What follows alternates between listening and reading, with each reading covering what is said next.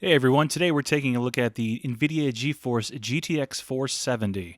I recently did a video with two of these cards running in SLI, so please check the description for that link. But today we're just going to be taking a look at the performance of a single card. The card we're taking a look at today is a reference model card. I did pick both these cards up used, and the previous owner kept them in great shape.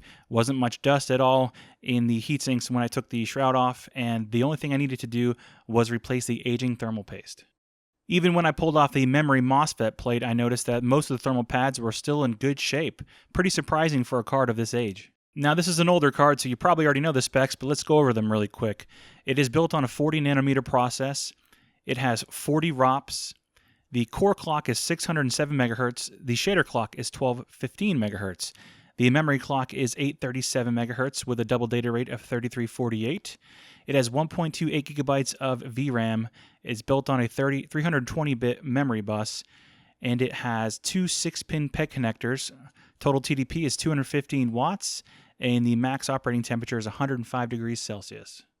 I'm also going to go ahead and put up the test system specifications here so you can see what kind of system I'm using to run all my benchmarks. I am slightly changing up my testing methodology. I'm going to be including the average frame rates, the 1% lows, and the 0.1% lows as well. I'm also going to be doing testing with stock and overclocked, so you can see the performance increase with the card overclocked to the max stable clock I could get. I'm also going to be using MSI Afterburner to show the OSD frame time, so you can see frame times while we're testing, so you can see the variances if there is any spikes or any dips, so all of those will be shown. So here is MSI Afterburner. The card stock runs at 962 millivolts, core frequency is at 607, and the memory clock is at 1674. We're going to be running all of these tests today at 100% fan speed to keep our temps in line. And here's the overclock settings. We're running the card at 1087 millivolts. We were able to get our core clock up to 820 megahertz and our memory clock up to 1870 megahertz. So it is a significant overclock. Our core clock is now up by 35% over stock, and our memory clock is up 11% over stock. So it is significant. I also wanted to note all the games we'll be benchmarking today will be benchmarked at 1080p. Okay, the first game we're going to take a look at today is Grand Theft Auto 5, and we've run the game with a mixture of normal and high settings, and overall the game ran great. The average frame rate for the game at stock settings was 66 frames per second, our 1% lows was 50, and our 0.1% lows was 42. Now as we go over to our overclock performance, we are seeing some significant gains. Now our average frame rate is at 85, our 1% is 66, and our 0.1% is 59. Frame times remain similar. We do have some spikes here and there, but it's nothing drastic, and overall the game ran great. The next game up is The Witcher 3, and I'm going to spend a little bit more time on this title than the others. First of all, we ran the game at 1080p with low settings. We did run textures up at medium because we have the VRAM allocation for it. But what I normally do my benchmarking run is I run from Drahim Castle to Glory Gate into Novigrad. And I noticed off the bat that frame times were spiking and dropping quite a bit. Now we did average a frame rate of 44, a 1% low of 20, and a 0.1% of 14, which isn't that great. When we crossed the gate on horseback, frame spikes and frame drops were pretty crazy, and it was widely felt as well. Now moving over to our overclock settings, we did notice a small increase in our average frame rate. It jumped from 44 to 47. However, our 1% went to 32, and our 0.1% went to 20, so there is some significant gain. No longer were we seeing these huge dips and spikes. We were seeing a pretty consistent frame time throughout. We did still have some, but it was drastically improved. Now, if you wish to play this game and you have a GTX 470 and you don't want to overclock your card, you do have two other options in order to get a better experience. You can go into MSI's Afterburner and limit the frame rate to 30, or you can go into your NVIDIA control panel and enable adaptive half refresh rate. And what that will do is it'll set the game to 30 FPS, and so you will see here by this run that our frame times are pretty much a solid line. It doesn't fully get rid of the drops and dips 100%, but they're a lot less frequent, making the game much more playable and probably more console-like, I guess you could say. So I wanted to make a mention of that. Next up is Deus Ex: Mankind Divided, and we ran this game on the low preset 1080p, And we just ran the internal benchmark for the game. Overall, the frame rates really weren't that good. I would think if you'd want to play this game, you'd want to bump down the resolution to 900 or 720p. The average frame rate was 25. Our 1% lows was 19, and our 0.1% was 16. Frame times did have some spikes, but overall they're pretty stable. And now we moved on to the overclock results. Our average frame rate goes from 25 to 33 frames per second. Our 1% goes to 26, and our 0.1% goes to 24. Frame times remain about the same. The next game in our lineup is Overwatch. This game was run at 1080p at the high preset at 100% render scale. Game performance was very good in this title. We saw an average frame rate of 63, 1% low of 47, and a 0.1% of 41. Frame times were consistent. As we move on to the overclock results, we saw a significant increase in performance in our average frame rates. They went from 63 to 82. Our 1% was 52, and our 0.1% was 58. Overall, a very good experience playing this game. This game runs easily on a lot of systems, and the 470 has no problem powering it at high settings at 1080p. Fallout 4 is the next game we're testing, and we tested this game with no AA and no AF, and all the settings set to medium/low. Performance was very good. We saw an average frame rate of 62, a 1% of 46, and a 0.1% of 23. Frame times did have some spikes here and there. Not sure if it was because of the foliage that for some reason hits FPS so hard in this game. But once we moved on to our overclock settings, the frame rate jumped from 62 to 82. And our 1% went to 61, and our 0.1% went to 29. So we could dial up the settings a bit more if we were to let the game run at 60 frames per second as it was intended. The next game we tested is Tom Clancy's Rainbow Six Siege, and we played this game at the medium preset, but we made a couple tweaks. We moved the AF to 16x, and then we turned off AA. Overall, the experience was pretty good at stock. We saw an average frame rate of 47, a 1% of 40, and a 0.1% of 38. Frame times were amazing in this game, no problems whatsoever. And when we dialed in our overclock, we saw that average jump from 47 to 61. We also saw our 1% at 51 and our 0.1% at 48. So the experience was obviously much better overclocked, and I would prefer to play it overclocked. And our frame times remain consistent throughout. A very playable experience with this card. The next game we tested is Doom, and we ran this game at all low settings and even at an 80% render scale. Overall, the performance was kind of shaky.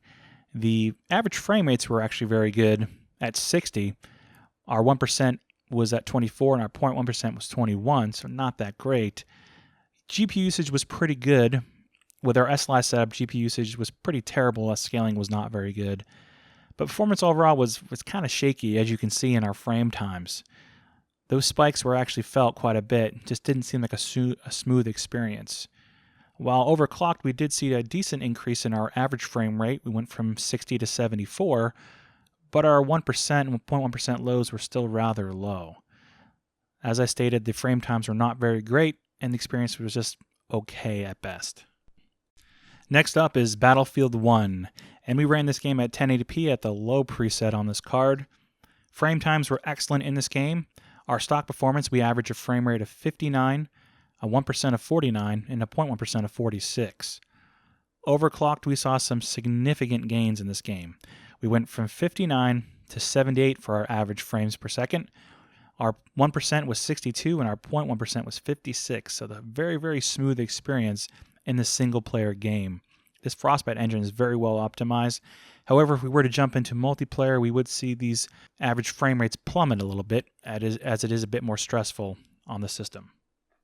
The next game up is a popular title from 2017, PlayerUnknown Battlegrounds. And with this title, the GTX 470 kind of met its match.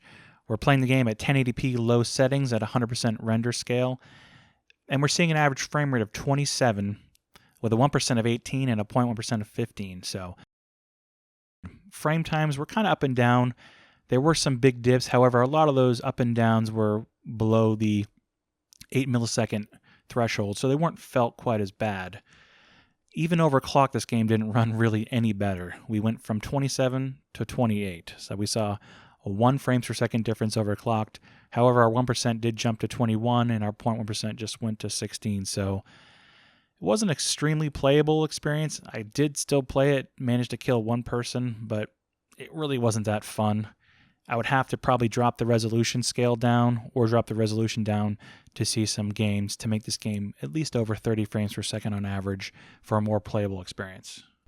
Rise of the Tomb Raider is up next, and we're playing this game at 1080p with the low preset. Frame times in this game were great. We saw an average frame rate for our stock configuration at 31 frames per second, our 1% at 26, and our 0.1% at 24. Overclocked, we went from 31 to 40 frames per second on average. Our 1% lows was 33, and our 0.1% was 31. Frame times remain consistent throughout, and you could probably lock this game at 30 frames per second and enjoy it with a console-like experience. Overall, it was very playable with the 470. Okay, and the last game that we're testing today is Lawbreakers, the beta version. We ran this game at 1080p with all low settings at 100% render scale. We saw an average frame rate on our stock card at 50 frames per second. Our 1% was 32, and our 0.1% was 26. Frame times were just okay. We saw some spikes and some dips. A lot of the stuff in between wasn't really felt, but those spikes and drops were felt from time to time. As we overclocked the card, we went from an average frame rate of 50 to 65. Our 1% also went to 42, and our 0.1% went to 34, so the experience improved quite drastically. So the experience playing this game overclocked was very good on the 470, and I would highly recommend the game as it's very fun. Some of you may also know that as of driver 384.76, Fermi now is DX12 capable. So what I did is I went ahead and fired up the Deus Ex benchmark and ran the DX11 side by side with the DX12. And what I saw was frame rate was actually better with DX11, as well as frame times. Frame times did not look very good at all in DX12. Now, Fermi doesn't have the highest feature level support for DX12, so I wasn't able to get some of the Windows Store games to work, such as Forza Apex, and games like that. I will keep trying. A couple of things I want to do before I give up, but I wasn't able to get them to work. But in this benchmark in itself, the DX12 came out at 26.4 frames per second, and the DX11 was 32.8. So obviously, if you're going to play this game, I would definitely run it in DX11. And just as a note, I will be actually running this benchmark with a slower CPU. I have a Celeron 1155 CPU that I will be running in this system with DX12 on Fermi to see if there's any benefits for a lower-end CPU while running DX12 titles.